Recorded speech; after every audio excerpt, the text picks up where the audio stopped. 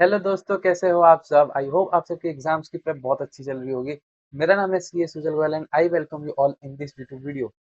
तो दोस्तों, इस वीडियो में हम पहले मैं ये क्लियर कर दूं कि ये वीडियो सिर्फ और सिर्फ मई 26 के ग्रुप 2 स्टूडेंट्स के लिए है, क्योंकि डीटी बहुत बड़ा सब्जेक्ट है। और जो सिर्फ ग्रुप 2 दे रहे हैं उनको डीटी में कम से कम 5 दिन तो देना ही चाहिए बिफोर एग्जाम डे, ताकि वो लोग डीटी को अच्छी से कवर करें। उनको वरना एग्रीगेट में बहुत दिक्कत आ सकती है, कभी कभी तो सिर्फ डीटी में ही लटक जाते हैं। इसलिए उनको डीटी में बहुत इंपॉर्टेंस देना चाहिए, और बहुत बड़ा सब्जेक्ट है इसलिए 5 दिन तो देना ही चाहिए डीटी को। ठीक है।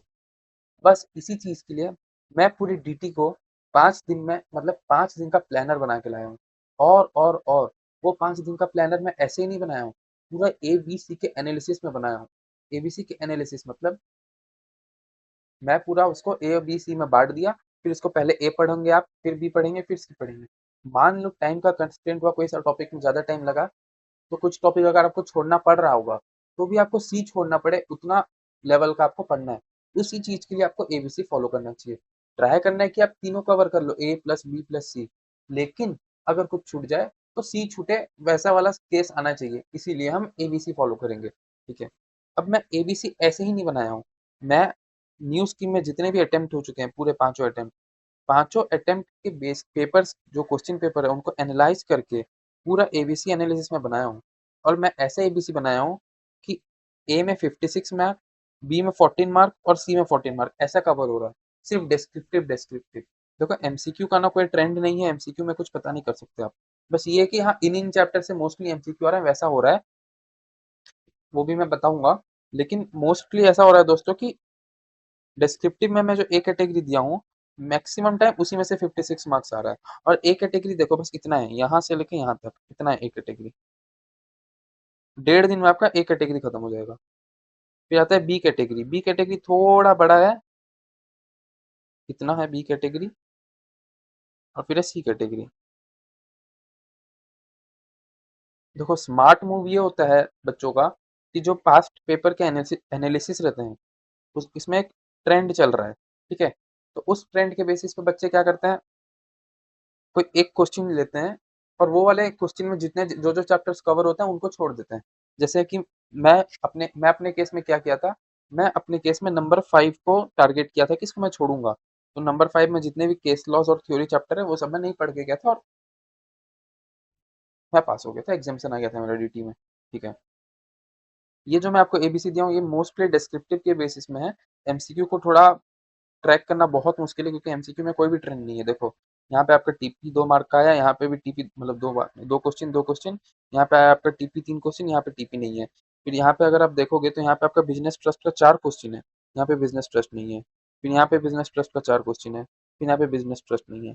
उसके बदले यहाँ पे ट्रस्ट टैक्सेशन आ गया। ऐसे करके मतलब बहुत मिक्स है। यहाँ पे आपका असेसमेंट प्रोसीजर का जो ब्लॉक असेसमेंट वाला है वो आ गया। यहाँ पे पेनल्टी के एक क्वेश्चन, यहाँ पे पेनल्टी के बहुत सारे क्वेश्चन थे, ये यहाँ पे पेनल्टी के 4 क्वेश्चन है, यहाँ पे पेनल्टी का 1 या 2 क्वेश्चन था, ऐसा करके मतलब बहुत मिक्स है एमसीक्यू। आप मतलब पॉसिबल नहीं है ट्रेंड उसका पैटर्न निकालना।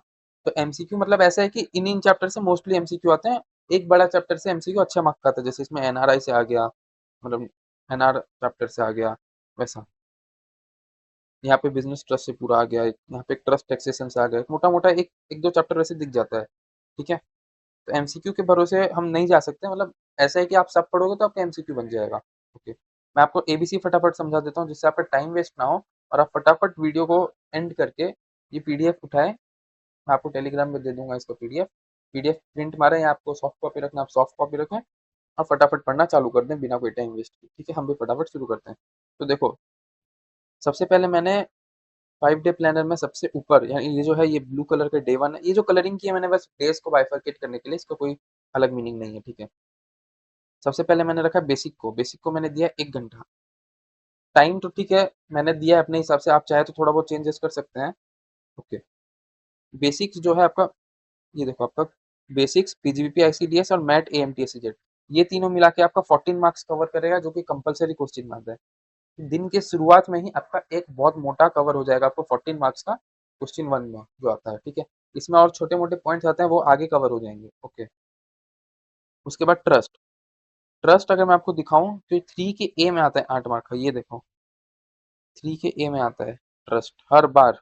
ट्रस्ट जी के ए में आ रहा है 8 मार्क का, तो ट्रस्ट करोगे आपका 8 मार्क हो जाएगा।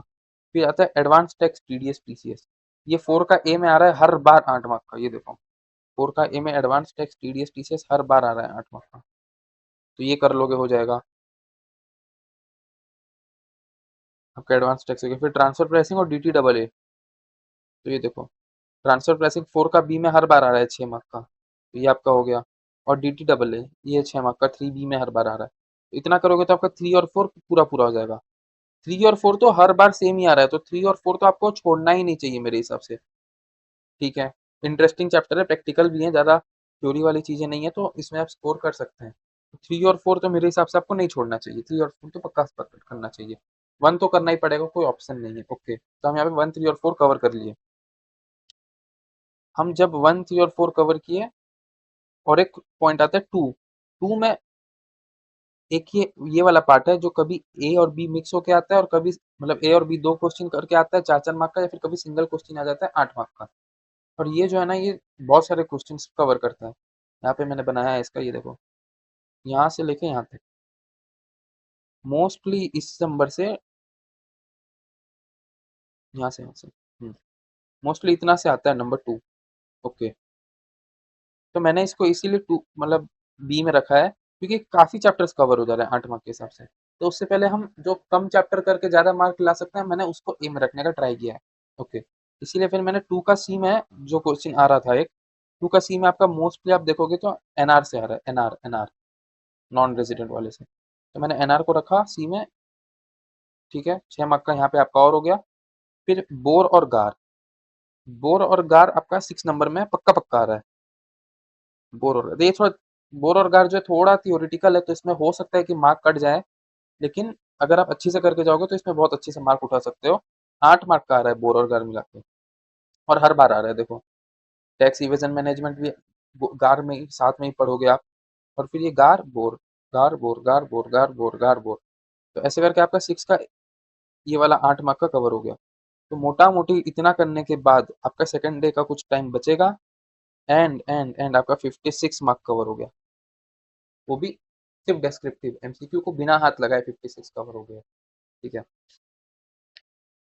फिर बी में अगर मैं आऊं, तो बी में ये वाला जो पार्ट है, ये 2 में ए में आता है 8 मार्क का। ओके, अब अगर आपको एमसीक्यू एमसीक्यू करना है, तो इतने जो है इसमें से कुछ ना कुछ तो एमसीक्यू आएंगे ही, प्लस आप एमसीक्यू में एमसीक्यू के लिए ये वाला portion clubbing set of exam income deduction, ये क्वेश्चन 1 में भी एक दो एडजस्टमेंट आ सकता है इसका, प्लस आपको इसको एमसीक्यू के लिए भी करना चाहिए। ओके, और जो बिजनेस ट्रस्ट, इन्वेस्टमेंट फंड और सिक्योरिटाइजेशन ट्रस्ट है, ये आपका एक एमसीक्यू में वेट कैरी करता है, तो ये एक एमसीक्यू के लिए आप कर सकते हो।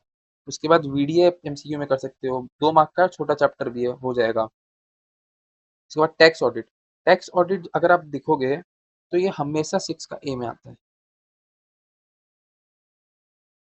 6 मार्क का। फिर भी मैंने इसको बी कैटेगरी में रखा है, रीजन बीइंग टैक्स ऑडिट में बहुत सारे क्लॉजेस होते हैं, तो बच्चे को बहुत दिक्कत देता है ये चैप्टर, तो मैंने इसलिए इसको बी में रखा कि कहीं ऐसा ना हो आप एक ए करने के चक्कर में टैक्स ऑडिट को करने लग गए और छूट गया बाकी चीजें, इसलिए मैंने इसको बी में रखा। तो ये आपका एक 6 मार्क का हो गया यहाँ पे। और फिर यहाँ पे कुछ और एमसीक्यूज, पेनल्टी कभी कभी 5A में आ जाता है, मतलब एक ही बार आया था 5A में, केस लॉ, 5A में हमेशा केस लॉ आता है। ठीक है, अगर आप 5 नंबर करना चाहते हैं, बहुत लोग होते हैं जो 5 नंबर करते हैं और 6 छोड़ते हैं, और बहुत लोग होते हैं जो 6 करते हैं 5 छोड़ते हैं। मैंने 5 छोड़ा था, आप 6 चाहे तो 6 भी छोड़ सकते हैं, आपकी कॉल है, आपने कितना प्रिपेयर किया अब तक उसके बेसिस पे। ओके, तो 5 के मैं आपको एक बार डिफरेंस बता देता हूँ फटाफट। 5 में क्या होता है, केस लॉ आता है, कभी कभी पेनल्टी वगैरह भी आ जाता है, प्लस इसमें बाकी थियोरिटिकल चैप्टर्स आते हैं, एमटीसी, अनमॉडल, बेप्स, टेक्स टीटी वगैरह सब इसमें आते हैं 5 का बी में, थ्योरी वाले। ठीक है, मैंने पूरा 5 को सी कैटेगरी में रख दिया है, तो अगर आपको 5 करना है, 6 नहीं करना है, तो आप उस बेसिस पे अपना एबीसी थोड़ा मॉडिफाई कर लीजिएगा। ठीक है, 6 में फिक्स रहता है, इसमें टैक्स ऑडिट, इसमें गार और इसमें बोर। ओके, अब बात यह है कि इसमें थोड़ा मार्क्स स्कोर करना मुश्किल रहता है, इसमें मार्क्स स्कोर करना थोड़ा इजी रहता है, लेकिन पढ़ना ज़्यादा पड़ेगा 5 नंबर के लिए। ठीक है, अब ये जो है पूरे सी कैटेगरी वाले हैं, इतना से आपको 14 मार्क मिल सकता है। इसमें भी अपील सिर्फ डिस्क्रिप्टिव का, इसमें भी appeal, revision, political party, DRC, ये एमसीक्यू में आता है। टनेज तो बहुत टाइम से दिखे नहीं एग्जाम में, ये वाला जो पोर्शन है ये पूरा 5 नंबर का बी में आता है, जो डिस्क्रिप्टिव वाला है 6 मार्क का। इतना से 6 मार्क का कवर होता है। तो वही मैं बोल रहा था, इतना पढ़ोगे तो 6 मार्क आएगा, प्लस 5 का ए के लिए केस लॉज आपको पढ़ने पड़ेंगे। तो अगर आप 5 का ए सिलेक्ट करते हो तो आप 6 मत करना, 6 मतलब आप अपना स्ट्रेटेजी लगा लेना, 5 करना है कि 6 करना है। ओके। अब अगर आप वैसा स्ट्रेटेजी लगा के एक नंबर मतलब एक पोर्शन को पूरा ही छोड़ दोगे, नहीं पढ़ूंगा बोलोगे, तो आपके पास डे 4 पूरा बच जाएगा। डे 4 एंड डे 5 पूरा बच जाएगा आपका। तो वो डे 4 एंड डे 5 में आपको क्या करना है, देखो ये है डे 1। डे 1 मतलब ये हो जाएगा आपका 3 तारीख। एग्जाम कितना में है आपका, 2 4 6 8, 8 तारीख। तो हो सकता है कि आप कुछ कुछ चीजें भूल जाए, माइनर माइनर चीजें भूल जाए इन दिनों की। इसीलिए मैंने कोशिश ये किया है कि डे 4 एंड डे 5 में एटलीस्ट अब ए कैटेगरी तो पूरा पूरा रिवाइज कर लो, एटलीस्ट ए कैटेगरी पूरा पूरा रिवाइज कर लो, इतना आपको करना है। अगर आप डे 4 और डे 5 पूरा पूरा है आपके पास, तो आपको ये करना है कि ए पूरा हो जाए और बी का इतना तो हो ही जाए, इंपॉर्टेंट इंपॉर्टेंट वाले। ठीक है।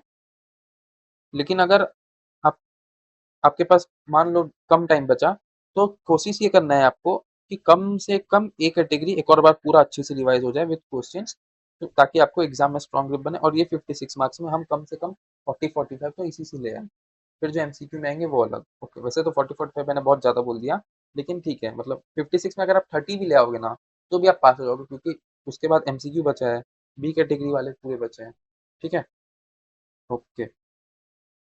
तो ठीक है दोस्तों, ये प्लानर है डीटी का 5 डेज का, बहुत मेहनत से बनाई है मैंने, तो प्लीज़ अपने दोस्तों को शेयर कीजिएगा, वीडियो को लाइक और चैनल को सब्सक्राइब भी जरूर कर दीजिएगा। Thank you.